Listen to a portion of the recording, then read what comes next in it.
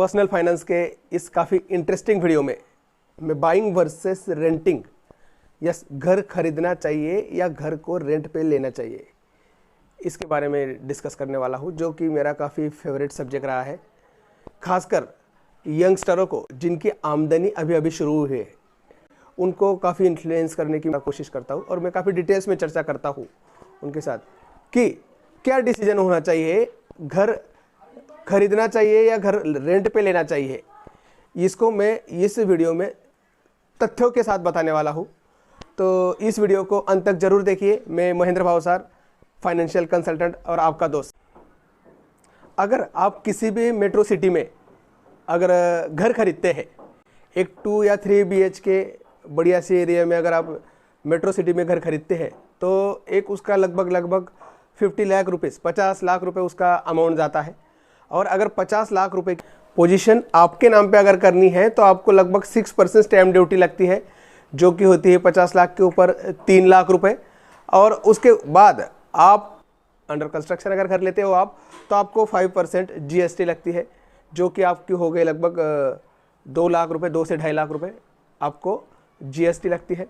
और उसके बाद आपसे बिल्डर 3 लाख रुपए लेता है। 3 लाख रुपए में कार पार्किंग आती है, पूरे लाइफ टाइम का मेंटेनेंस चार्जेस आता है और अदर मिसलेनियस चार्जेस होते हैं। यह कुल मिलाकर आप जब एंट्री करते हो, उसके बाद आप रिन्यूएट कराते हो घर को, वो 1.5 से 2 लाख रुपए, इस तरह से 60 लाख रुपीज़ आपकी घर की अमाउंट हो जाती है। जो कि 50 लाख का जो आपका घर है, उसको पहले ही दिन 10 लाख रुपए ट्रांजैक्शन चार्जेस लग जाते हैं।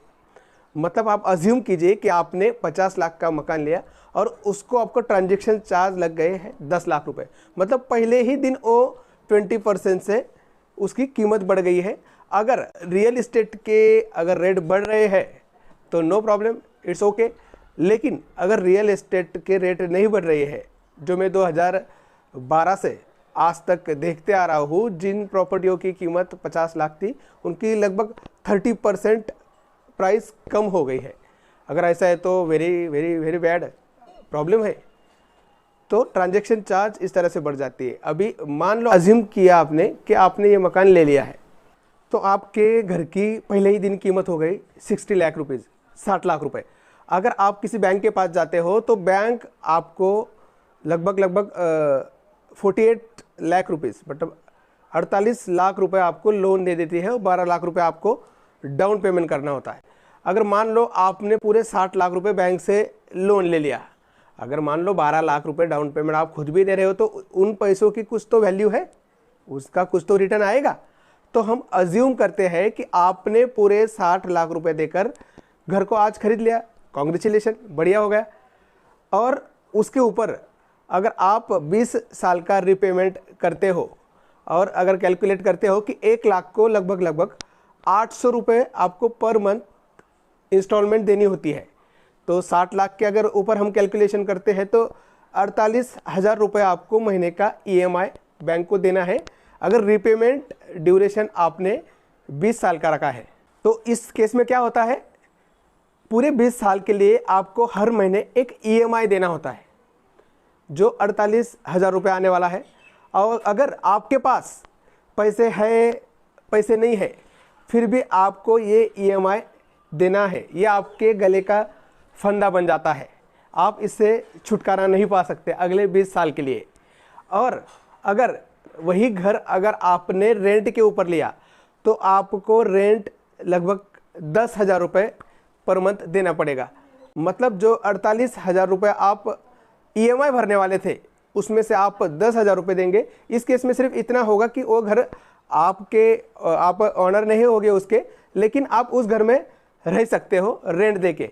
तो इस केस में आपको 10,000 रुपये लगते हैं। 48,000 में से 10,000 अगर माइनस करते हैं तो आप हर महीने 38,000 रुपये सेव करते हो।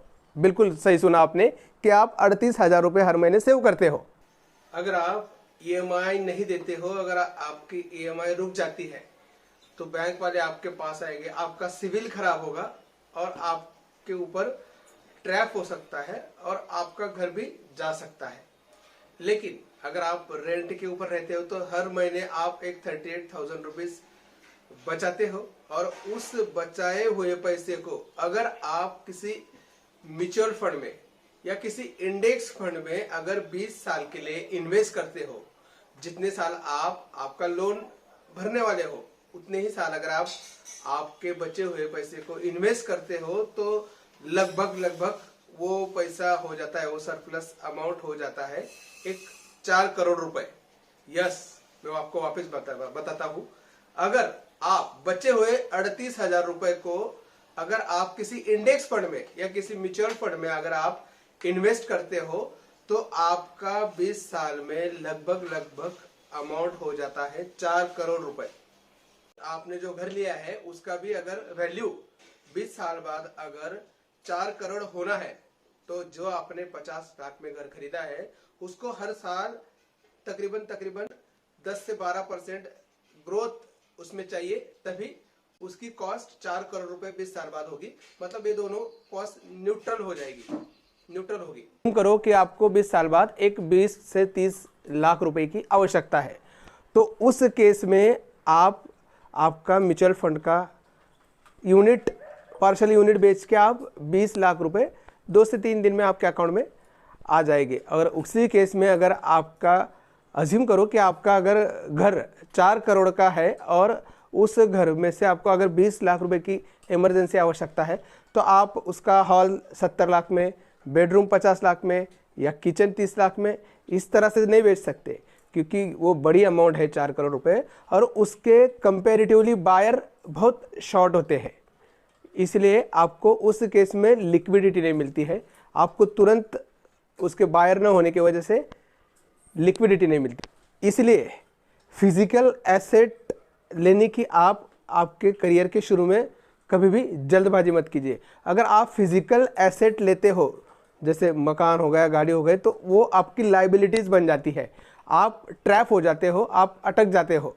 आपको 20 साल 25 साल के लिए उसका EMI पे करना पड़ता है और आप मूव नहीं कर सकते हो, आपका पैशन फॉलो नहीं कर सकते हो। और फिजिकल एसेट में आपको लिक्विडिटी रिस्क होता है कंपैरेटिवली। अगर आप म्यूचुअल फंड या किसी अदर एसेट में अगर पैसे लगाते हो, इन्वेस्ट करते हो, तो उसमें लिक्विडिटी रिस्क बिल्कुल नहीं होता है, आप जब चाहे तब पैसा ले लो। और liquidity is always the best thing. किराए पे मिल जाता है, रेंट पे मिल जाता है, मतलब आपको एक 10,000 12,000 रेंट पे आपको घर मिल जाता है, जिस घर की कीमत 50 से 60 लाख रुपए है। पहले ज़माने में हमारे बुजुर्ग कहते थे कि हर व्यक्ति का खुद का मकान होना चाहिए। यस, वो बिल्कुल सही थे, राइट थे, सही भी है। लेकिन उस समय मकान काफी कम बनते थे, काफी कम कंस्ट्रक्ट होते थे, लेकिन कंपैरेटिवली अभी मकान काफी अधिक संख्या में बनते हैं। और उस समय इन्वेस्ट करने के दूसरे ऑप्शंस नहीं थे, अलग अलग प्रोडक्ट्स नहीं थे।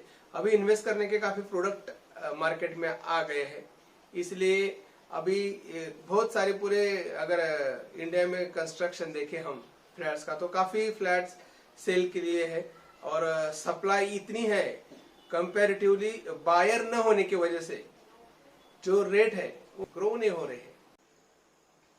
घर किसको बाय करना चाहिए? जिसके पास एक्स्ट्रा कॉर्पस है, जो सेटल हो चुका है। नहीं भाई, मुझे पूरी जिंदगी अभी यही बितानी है, मैं इस शहर से, इस जगह से अभी जाने वाला नहीं हूँ, मैं इसी जगह पर रहने वाला हूँ, उस व्यक्ति ने घर लेना चाहिए।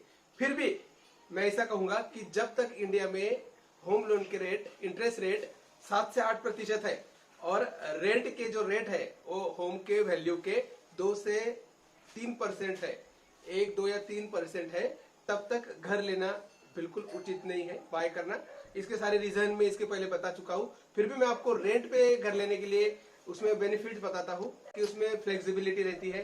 सेकंड, आपको दूसरी जगह पर पैसे इन्वेस्ट करने की अपॉर्चुनिटी मिलती है और आपको लेस हैसलमेंट रहता है। जैसे आपको EMI देनी है तो आपको हर महीने टेंशन रहता है कि 5 तारीख को मेरी EMI जाने वाली है, उसका एक प्रेशर रहता है। लेकिन इस केस में आपके पास एक्स्ट्रा लिक्विडिटी रहती है और आप कहीं भी पैसे इन्वेस्ट कर सकते हो। तो मैंने आपको सारे रीजन बता दिए कि आपने घर रेंट पे क्यों लेना चाहिए।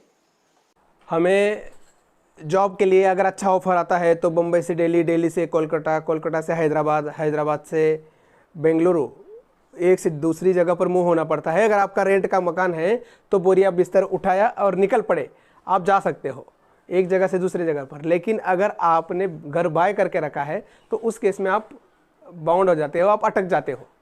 इसलिए कभी भी इमोशनली और आप फाइनेंशियली एक बढ़िया डिसीजन लेते हो अगर आप घर किराए से लेते हो तो। मुझे पूरा यकीन है इस वीडियो के देखने के बाद जो लोग मकान होम लोन से लेने का सोच रहे हैं वो अपना डिसीजन चेंज करेंगे और आपके ऑफिस के नियर बाय आप रेंट पे मकान लोगे, रेंट पे घर लोगे। इस वीडियो को पूरा देखने के लिए, मेरे साथ बने रहने के लिए, अपने दोस्तों में शेयर करने के लिए, वीडियो को सब्सक्राइब करने के लिए आपका प्रेम पूर्वक धन्यवाद।